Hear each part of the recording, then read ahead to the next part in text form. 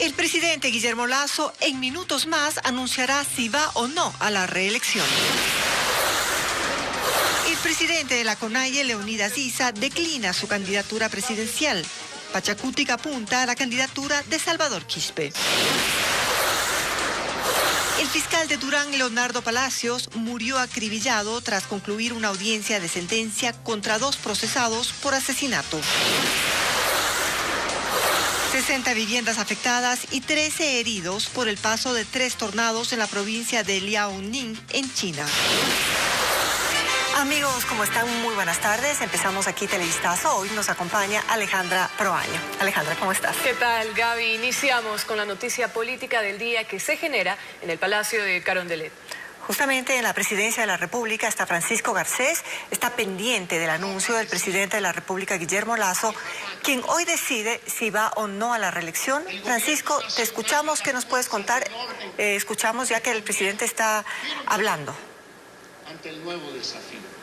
Así es, el presidente de la República, Guillermo Lasso, desde las gradas de ingreso al Palacio de Carondelet hace en este momento su anuncio con la presencia de sus ministros y sus familiares. Escuchemos directamente lo que está diciendo el presidente Guillermo Lasso. A lo largo de todo este tiempo, en lugar de escuchar críticas constructivas desde la oposición, más bien tuvimos que enfrentar ataques que se han caracterizado por un solo y definitivo rasgo: la deslealtad institucional y la deslealtad con el pueblo ecuatoriano. Me refiero a artimañas politiqueras que han violentado nuestro marco legal, como por ejemplo someter al país a infundados juicios políticos que violaban el mínimo récord jurídico y moral. Cuando hace 2 semanas tomé la decisión de disolver la Asamblea Nacional para así dar paso a la convocatoria a nuevas elecciones anticipadas, no lo hice para evitar un juicio que muy seguramente lo hubiéramos ganado, sino para frenar este macabro plan de usurpación institucional que hoy sigue en marcha desvergonzadamente a plena vista de todos. Algunos dirán que estos temas impactan poco al ciudadano de a pie, que enfrenta otro tipo de problemas y alberga otros anhelos. Reconozco que algo de verdad puede haber en ello. Sin embargo, hoy estoy aquí para decirles que la institucionalidad sí importa, que el respeto a la ley sí importa, que la democracia y la legalidad sí importan.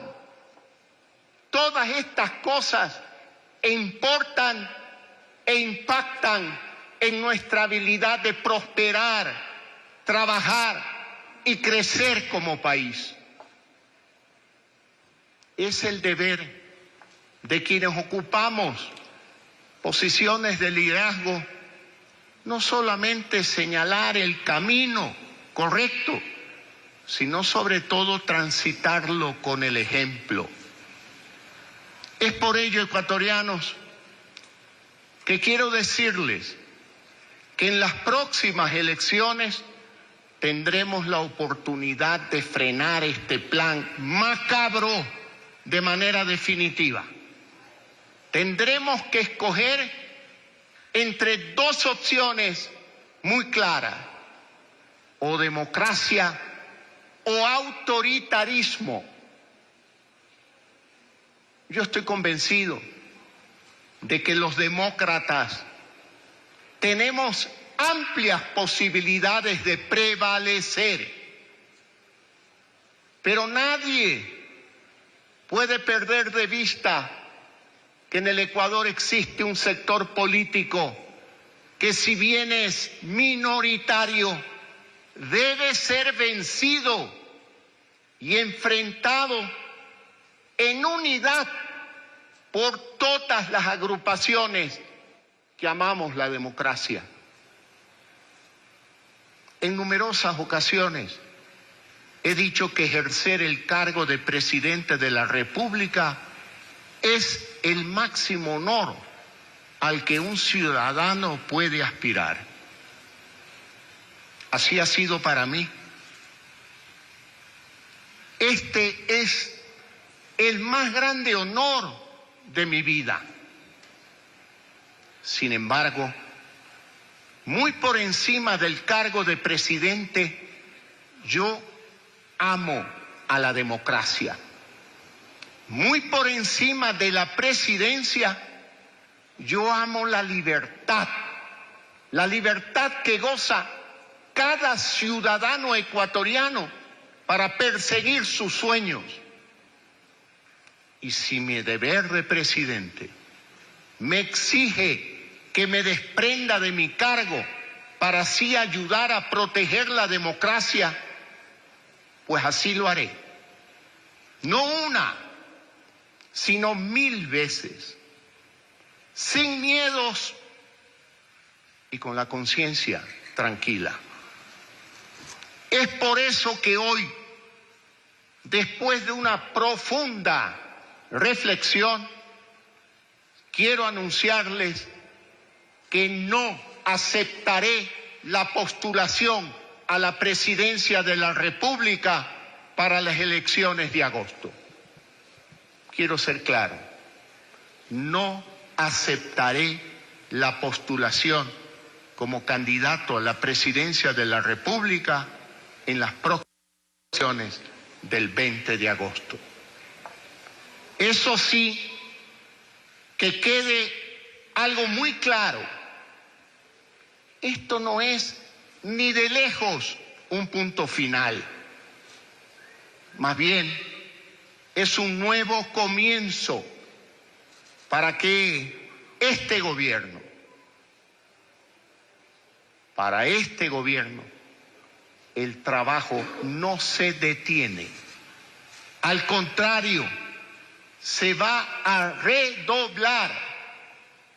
No tiene ningún sentido para mí hacer campaña cuando el país me necesita dedicado a los ciudadanos, cuando hay aún metas por alcanzar y desafíos que superar. Hoy mismo seguiremos con nuestra agenda de trabajo que pone muy por encima de cualquier disputa política el sentir de ustedes, los ciudadanos. Por otro lado, yo sigo creyendo en el encuentro entre ecuatorianos. Creo que sumando nuestras voluntades podemos lograr mucho más que como individuos aislados. Fue este el espíritu que un día me guió hasta aquí y que me sigue guiando hoy en esta decisión.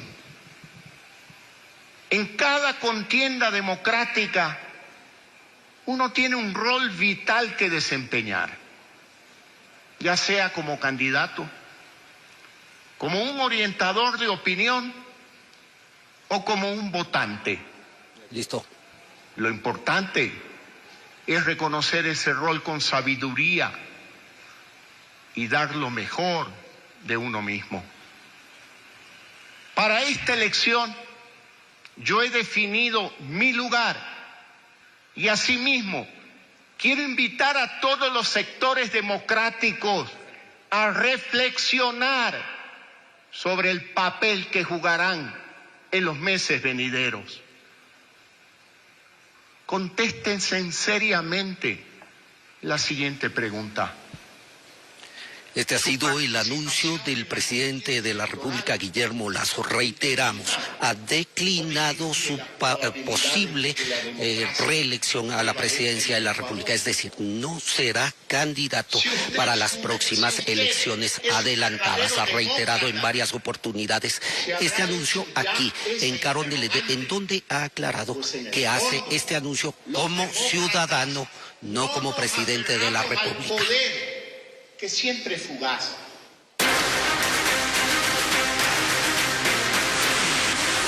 Elecciones, la papeleta presidencial.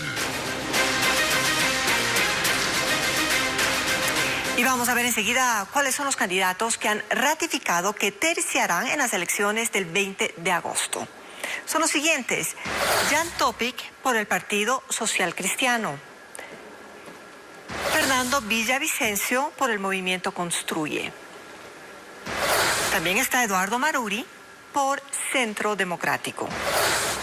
Daniel Noboa por Mover Pueblo, Igualdad y Democracia. Yacu Pérez por la Alianza Democracia Sí, Partido Socialista y Unidad Popular. Pero hay también candidatos que suenan y aún no ratifican su participación. Entre ellos, Otto Sonnel-Holzner por Suma, Avanza e Izquierda Democrática. Bolívar Armijos por Fuerza Rural. El correísmo no define aún su candidato y lo hará entre Luisa González y Andrés Arauz. También está Salvador Quispe, que aspira a ser candidato de Pachacutic. Y el presidente de la CONAIE, Leonidas Issa, declinó su candidatura a la presidencia de la República. Asegura que lo decidió porque Pachacutic está secuestrado. Con esto, el único candidato por el movimiento es Salvador Quispe. Patricio Díaz nos informa. En un pronunciamiento por redes sociales, junto a otros dirigentes indígenas, el presidente de la CONAIE, Leonidas Issa, anunció su decisión sobre la candidatura presidencial. Se retira la precandidatura del compañero Leonidas Issa a la presidencia de la República, toda vez que no se ha cumplido con las resoluciones del Consejo Ampliado del 25 de mayo. Nosotros no nos vamos de Pachacutic, solo hay que sacar esos malos elementos. Y asegura que en el movimiento Pachacutic no hay condiciones para poder participar en estas elecciones. Acusaron a esa organización política de estar secuestrada por la derecha.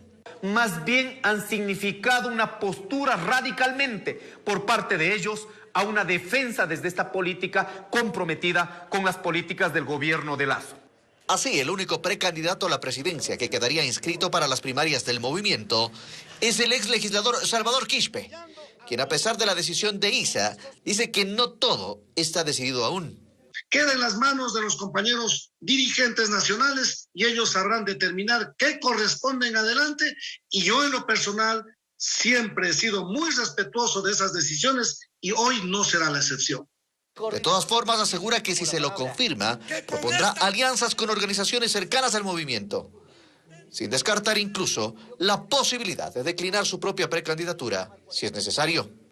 En teoría puede pasar cualquier cosa todavía. Yo hago una propuesta a todos los sectores políticos y sociales del centro a la izquierda, que retomemos este anhelo histórico de unirnos. A pesar de la firma de un acuerdo de unidad entre el coordinador saliente de Pachacutic, Marlon Santi, y el electo Guillermo Churuchumbi, la división persiste. Al menos la CONAIE dice que realizará una marcha en los próximos días ante el CNE y el Tribunal Contencioso para pedir el reconocimiento de Churuchumbi. 3 participaciones electorales ha tenido el movimiento Creo, que encabeza el presidente de la República, Guillermo Lasso, y que ahora tiene el reto de mantener su fuerza en los comicios anticipados. Francisco Garcés nos cuenta más. Con 11 años de vigencia como movimiento político, Creo se constituyó en una fuerza protagonista en las últimas 3 elecciones, siempre encabezado por su fundador y actual presidente de la República, Guillermo Lasso. Él incursionó en su primera campaña presidencial en el 2013 junto a Juan Carlos Solines. En esa oportunidad obtuvo el 22% de los votos y si bien en el cómputo general fue el segundo partido en votación, en su mejor momento político Rafael Correa se impuso en las elecciones en primera vuelta. La segunda campaña fue en el 2017. Nuevamente Lasso intentó la presidencia junto a Andrés Páez. En esa ocasión la segunda vuelta lo puso a competir con el candidato del correísmo, Lenín Moreno. Creo quedó en segundo lugar con más del 48% de los votos. Para Creo, la tercera fue la vencida, y fue en el 2021 cuando el binomio Lasso-Alfredo Borrero se impuso en las elecciones con el 52% de los votos, venciendo en la segunda vuelta al candidato correísta Andrés Arauz. La presencia legislativa ha sido fundamental para que Creo mantenga su fuerza política. En las elecciones del 2013 alcanzó 11 legisladores. En las del 2017, en alianza Creo Suma, tuvo su mejor participación y llegó a la Asamblea con 34. Y en su tercera participación en 2021, pese a conseguir la presidencia de la República, Creo bajó su representación legislativa con 12 asambleístas. Más allá de los resultados de la elección presidencial, para Creo será un reto en estas elecciones tener un bloque legislativo que lo mantenga como una fuerza política protagonista en los próximos años. Apauqui Castro, considerado hombre de confianza del líder de la CONAIE, Leonidas Issa, es designado como vocal de la Junta Provincial Electoral de Cotopaxi. Patricio Viera informa que en las próximas horas se instalará la Junta para elegir presidente y vicepresidente. El Pleno del Consejo Nacional Electoral designó a los 5 vocales de la Junta Provincial de Cotopaxi. Uno de ellos es Apauqui Castro, militante de Pachacútec, considerado como persona de confianza de Leonidas Issa, presidente de la CONAIE. Todos los seres humanos tienen una cierta inclinación, una afinidad con una organización política, pero la función electoral, en el momento que designan en calidad de funcionarios, dichas inclinaciones deben dejar a un lado. Apauqui Castro también es parte del movimiento indígena de Cotopaxi y ha participado activamente en los paros nacionales de octubre del 2019 y de junio del 2022. Para la tarde de este viernes está previsto que se instale la Junta Electoral, y no se descarta la posibilidad de que Castro sea elegido como su presidente. Eduardo Toaquiza fue designado el 22 de mayo como director provincial del Consejo Nacional Electoral en Cotopaxi. Él también es parte del movimiento indígena y fue presidente de la Junta Provincial en los últimos 3 comicios. Dicho espacio me ha dado la posibilidad de conocer parte de algunos procesos. Otra de las figuras políticas de Pachacútec que destacan en el CNE de Cotopaxi es el asesor jurídico Vicente Tibán, hermano de la prefecta Lourdes Tibán. En la Corte Nacional de Justicia dicen que es falso que se esté fraguando echar abajo la sentencia del caso Sobornos a través del recurso de revisión. Jacqueline Rodas nos cuenta quiénes son los jueces que conforman el tribunal que debe resolver ese recurso si se presenta. En la sesión del Pleno de la Corte Nacional de Justicia, su presidente Iván Saquicela se refirió a los rumores de que en este organismo estarían preparando todo para echar abajo la sentencia del caso Sobornos mediante un recurso de revisión. Mencionó a los jueces que integran el tribunal encargado de resolverlo en caso de que alguno de los condenados lo presente. Miren, ha habido serias acusaciones de la Corte Nacional respecto de que aquí se está fraguando, que no se tiene sentencia. Revisar. Los jueces son Felipe Córdoba, Byron Guillén y Luis Rivera. Yo les consulto si alguien les ha dicho algo, ustedes están fraguando. Es falso. Y los coperos Felipe, Byron y Luis son los jueces. Es falso. La sentencia en cuestión está en firme y contempla una pena de 8 años de prisión por el delito de cohecho en contra del expresidente Rafael Correa, quien está prófugo, el exvicepresidente Jorge Glass, exministros de su gobierno y empresarios. El Tribunal de Revisión del caso Sobornos está conformado desde 2022, cuando el exsecretario jurídico de la presidencia Alexis Mera presentó un primer recurso que entonces fue rechazado. Sin embargo, puede volver a plantearse las veces que se quiera. Este recurso es extraordinario. Solo puede concederse si se presentan pruebas nuevas que demuestren errores en la sentencia y que ésta se haya dictado con base en documentos o testigos falsos. Si se concede, los jueces pueden declarar inocentes a los condenados, ordenar su libertad y anular todas las medidas que tengan en su contra. La policía de Durán investiga si el sicariato del fiscal Leonardo Palacios está relacionado con los casos que él manejaba por delitos como asesinato y tráfico de drogas. Bessie Granja con el seguimiento de este hecho. Anteriores Desde hace 13 años, Leonardo Palacios era parte de la Fiscalía de Guayas.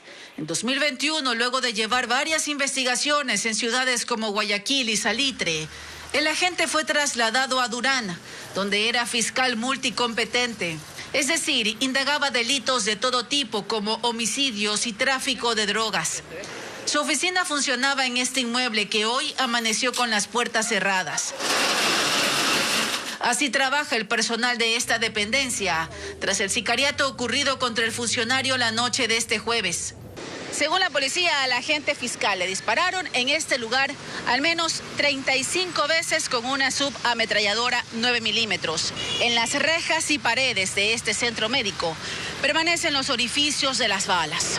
¿Cuál sería la causa de este asesinato? El coronel Jorge Haddati, jefe de la policía en Durán, no descarta que el hecho tendría nexos con la labor del funcionario que minutos antes del crimen salió de una audiencia de juzgamiento contra 2 personas acusadas del asesinato de un hombre en enero de 2021 en un sector de esa ciudad. Claro, o sea, puede ser una de las presunciones que se pueden manejar, mas sin embargo la unidad, la DINASED, que es quien lleva la investigación, determinará en coordinación con Fiscalía cuáles fueron estos móviles y cuál es la situación al respecto de este caso. ¿Él había solicitado resguardo policial? No, nosotros no tenemos ningún registro de solicitud de resguardo policial. Sin embargo, aún es una hipótesis, dice la autoridad, por lo que se siguen recabando más pruebas. Mientras tanto, la Fiscalía de Guayas abrió de oficio una investigación por el crimen del funcionario. Vamos a la pausa y al regresar, el presidente Guillermo Lasso firmó un decreto de amnistía migratoria que beneficia a ciudadanos venezolanos.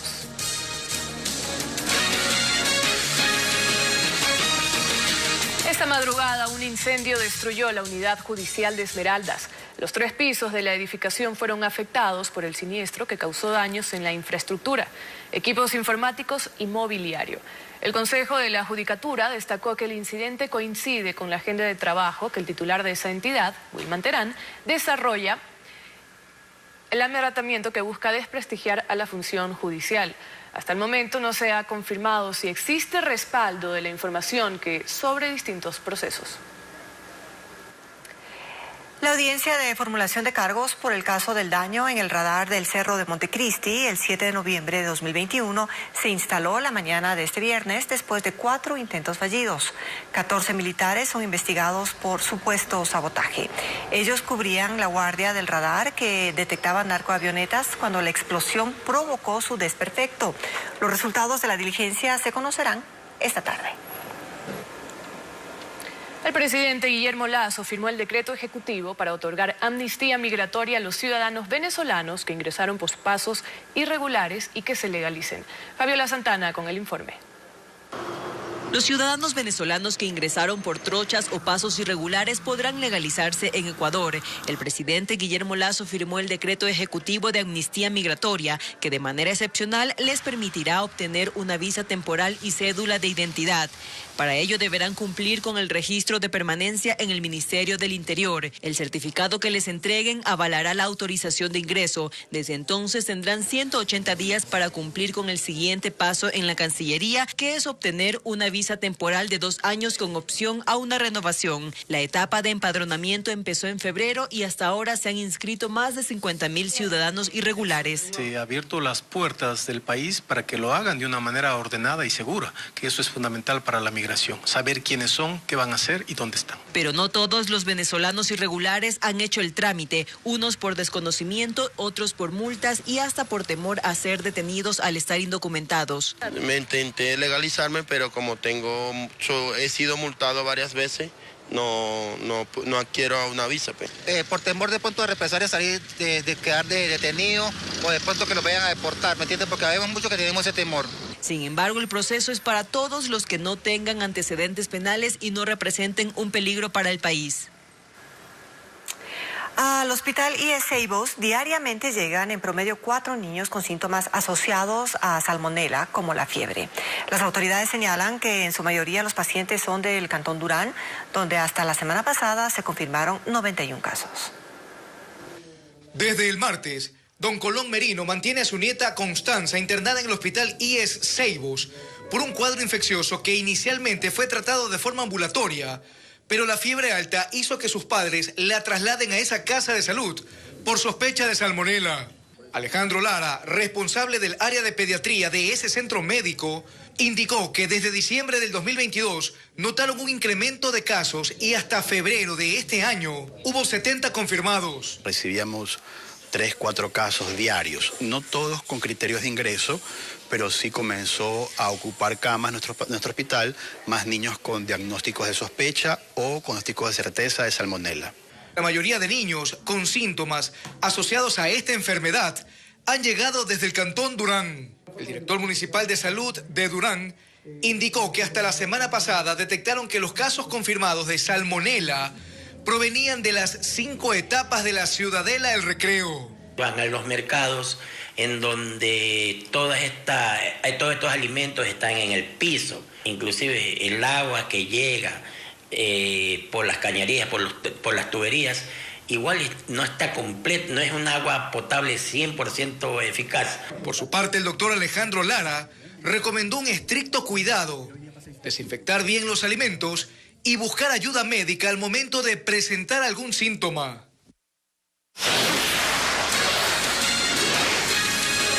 Más adelante en Televistazo, 4 toneladas de cocaína fueron decomisadas en un operativo de control en Manabí. Ya le contamos a dónde pretendía ser enviada la droga. Además, 3 tornados azotaron 3 ciudades en China, causando daños en 60 viviendas y edificios. Hay 200 damnificados.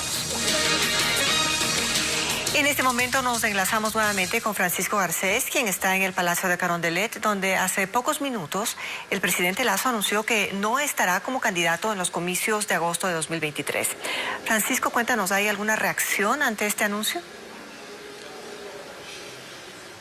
Se mantiene todavía la expectativa aquí en el Palacio de Carondelet después de un acto poco habitual para la presidencia de la República. Esta vez el presidente Guillermo Lasso empleó el hall de ingreso al Palacio de Carondelet para reunir aquí a sus ministros, a todo el gabinete y a otros funcionarios del gobierno nacional. Por otro lado, a su familia, a sus hijos, que también estuvieron presentes en este acto, en donde él, presentándose como ciudadano, hizo el anuncio al Ecuador de cómo va a ser la participación de Creo en las próximas elecciones adelantadas. Había la expectativa del anuncio de la posible reelección o el intento de reelección de Guillermo Lasso a la presidencia de la República, y él mismo se ha encargado de descartarlo. Fue un discurso de algo más de 10 minutos en donde explicó que no será candidato a la presidencia de la República.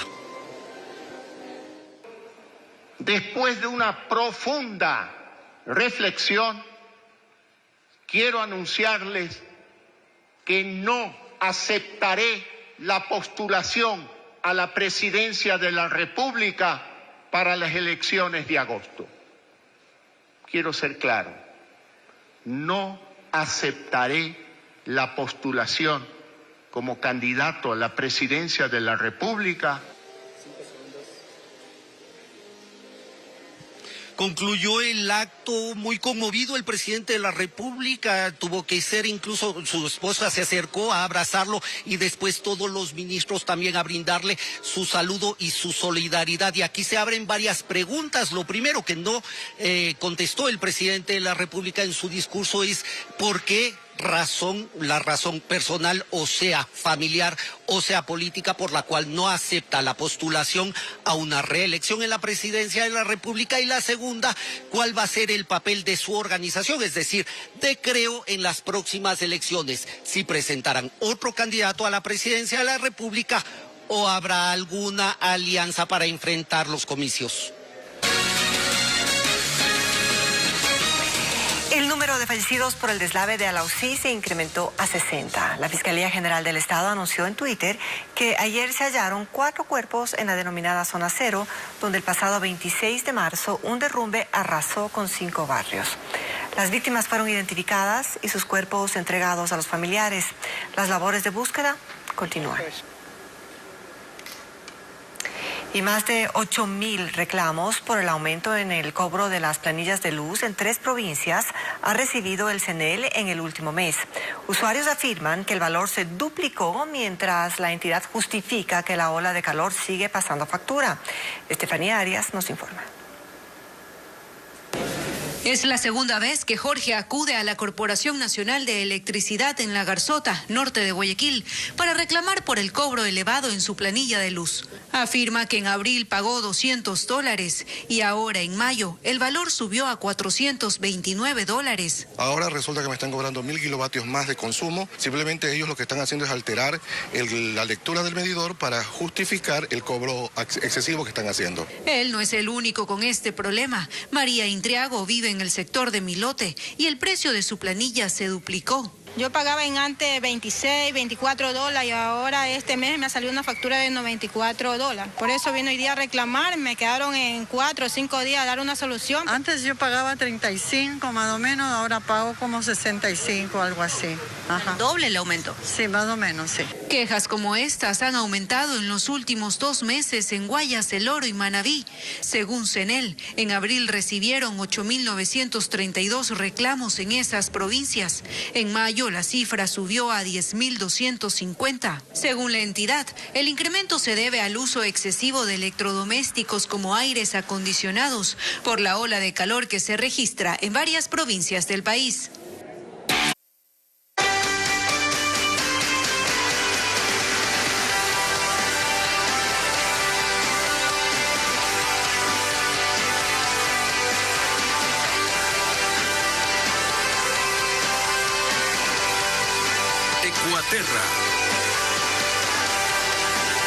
Continúan las iniciativas ecológicas para la preservación del medio ambiente. En esta ocasión conoceremos una alternativa innovadora, el reciclaje de colchones. Carla Delgado tiene más detalles.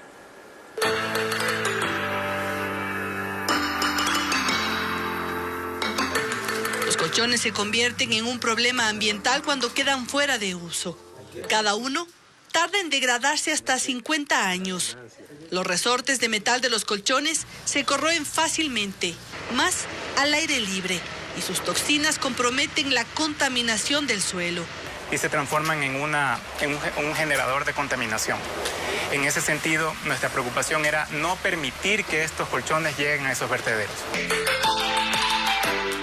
Ante ello, una empresa ecuatoriana encontró cómo reciclarlos y socializar entre la comunidad sobre el peligro que representa para el ambiente, cuando esta basura no se gestiona de forma responsable.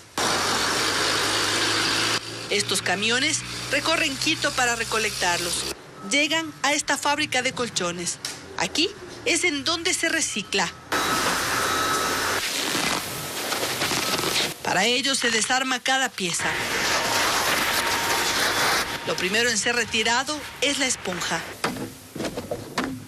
Luego se separa cada uno de los materiales.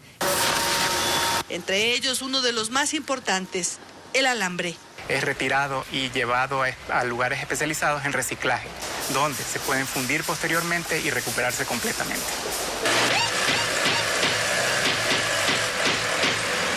La esponja y la tela son coprocesados. Van a una planta trituradora para luego convertirlas en cemento. La idea es que nada se desperdicie.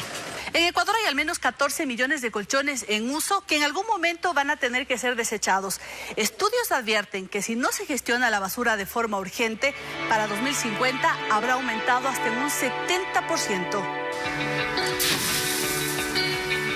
Desde que empezó el proyecto han reciclado 1.500 colchones. 1.000 de ellos salieron de Galápagos, como un plan para limpiar la isla. Pueden llamar a la línea 1-800-24-24-33 para que uno de los camiones retire los colchones viejos. Por su volumen, estos objetos han sido difíciles de manejar durante años. Su reutilización poco a poco va revolucionando la cultura del reciclaje. Y le invitamos a que tome su celular y escanee el código QR que aparece en pantalla en este momento. Usted también puede ayudar al planeta con pequeños cambios. Recuerde que compartir este contenido también marca la diferencia.